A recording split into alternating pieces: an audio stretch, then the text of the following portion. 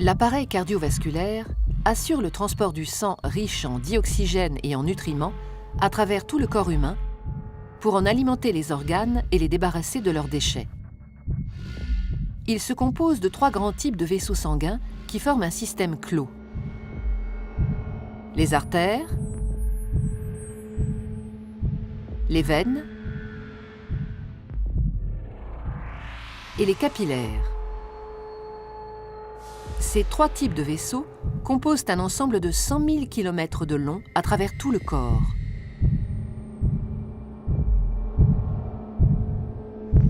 Une artère transporte le sang du cœur vers les organes. Les veines, à l'inverse, le transportent des organes vers le cœur. L'artère est donc un vaisseau partant du cœur. La veine, un vaisseau arrivant au cœur.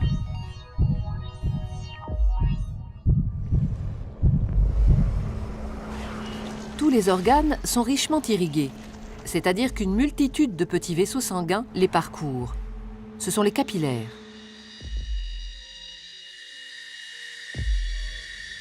Les capillaires relient entre elles artères et veines dans les organes. C'est donc au niveau de ces vaisseaux très fins que les échanges se font entre le sang qui apporte nutriments et dioxygène et les organes qui se débarrassent du dioxyde de carbone et des autres déchets. Plus un organe est actif, plus l'apport de sang et les échanges sont importants. Les échanges ne sont possibles que parce que le sang circule en permanence dans les vaisseaux en sens unique. Il est mis en mouvement par le cœur qui fonctionne comme une pompe. Ce moteur de la circulation sanguine est un muscle creux et cloisonné.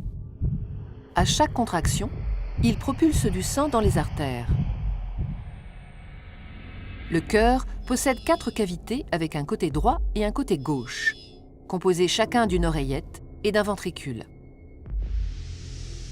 Le côté droit reçoit le sang pauvre en dioxygène.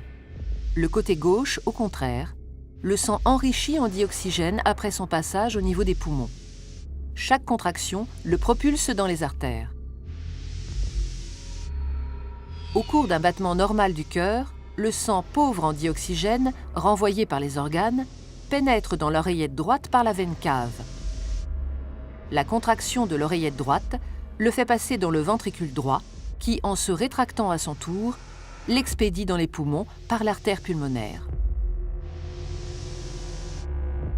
Après son passage dans les capillaires des alvéoles pulmonaires, le sang est enrichi en dioxygène et débarrassé de son dioxyde de carbone. Il revient alors dans l'oreillette gauche par les veines pulmonaires.